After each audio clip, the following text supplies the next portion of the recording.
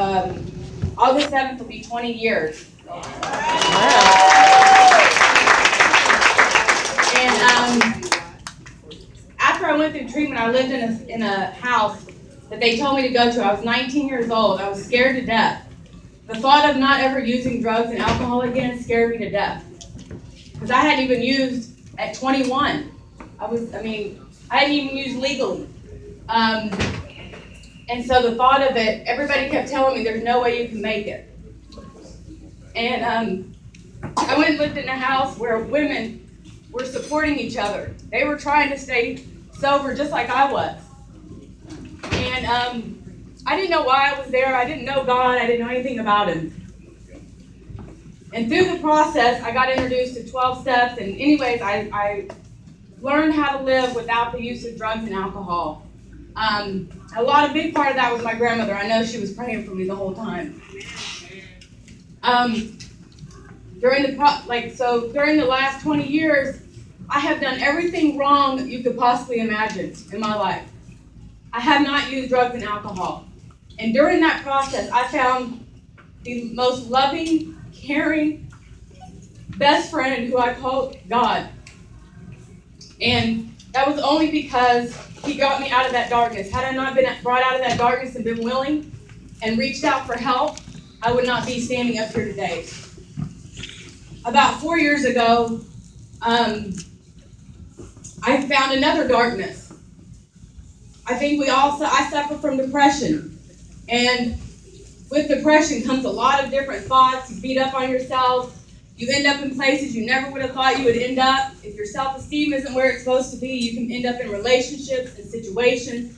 Whatever it is, if you don't think you're worthy and good enough to do better, then you're not going to try to do better.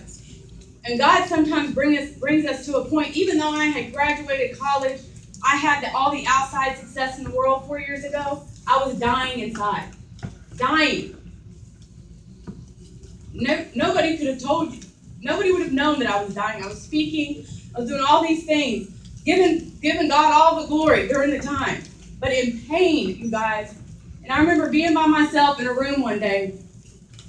I got on my knees and on my face, and I said, God, if you do not, and I'm going to be honest with you, I said, God, if you don't take this pain and deliver me from what I'm going through, I don't want to live anymore.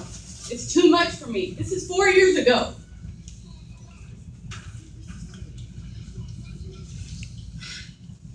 I don't know what day it happened, but I woke up with the vision of Simply Grace. I didn't know the name. I just knew that I needed to open a house for women who were just like me. And I wanted to give them resources, and I wanted to give them all the people that I've met along the way. I wanted to be able to give them a house where they could have that love and that support, and that I would be able to provide them with all the things, resume building, all the life skills that I didn't learn when I was out there using. It was about getting and finding ways and means to get more, whether it was alcohol, whether it was mine was methamphetamine. That's all I lived for, was getting up and doing that every day. So Simply Grace, God has really, I started from nothing, you guys. I had a vision, and that was it. I had no money, I had no supporters, I had nothing. And every time I wanted to give up, God said, oh no. And when you're called to do something, there is no options. I have to do it. So every year we do a fashion show. And the reason that I include the women in the fashion show is because they're the stars. They're the reason why Simply Grace was even created, why God gave me the vision. He gave me a purpose for the women that come through the house. So May 22nd, and I met Letitia. Let me just tell you, the reason I'm in tears is because of this woman's spirit. She's the one who was obedient, just like I've been obedient with Simply Grace. She was obedient with Where Are You Now? And because of that, look at all the people from all walks of life that come together and are able to be together and serve and love on other people, because at any moment, any of us could be in a situation that is not where we thought we would ever end up. If I don't stay humble and stay grateful for where God has brought me, He will take me right back there. There is no doubt in my mind. So I stay humble, stay vigilant on my process of giving back to others. He took me through every pain. Every time I was in a ball on my knees crying because I couldn't get out of the situation. It was all for this moment, for this season in my life, to give back to others.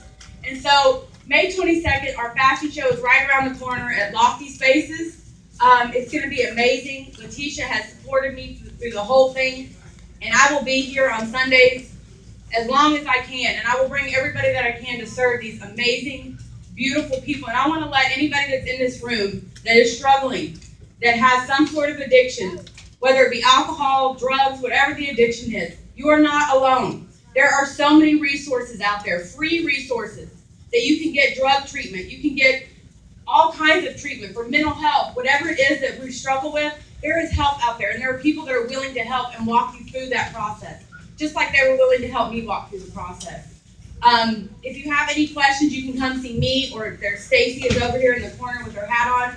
Simply Grace is the name of our organization, and if you can come to the fashion show, that would be wonderful. But I just pray that I can be a blessing to anybody that's here today. And if you want to learn about Narcotics Anonymous or a treatment center, come see me, please. If you're looking for help, I would be happy to walk with you through that process. Thank you. Thank you. Where are you now?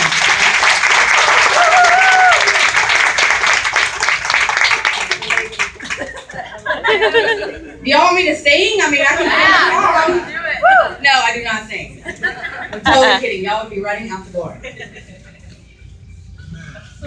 All right, Anika, thank you so much. Let's give her a round of applause again. That was an awesome testimony, and we really appreciate you coming out and giving your testimony to these ladies. We really appreciate that. And everybody, her event is, Anika, when's your event again? May 22nd. May 22nd. Come out and support. It'll be a great event. It's a fashion show. We'll love for everyone to be there, so come out and support if you can. And then now we have a singer that's going to come up. I believe her mother's name is DeAndrea. Is she here? Is she not here? Okay. Well, that's all right. We're going to have Jay Wayne will come up and have a few words. So once he's getting in, we'll start back up.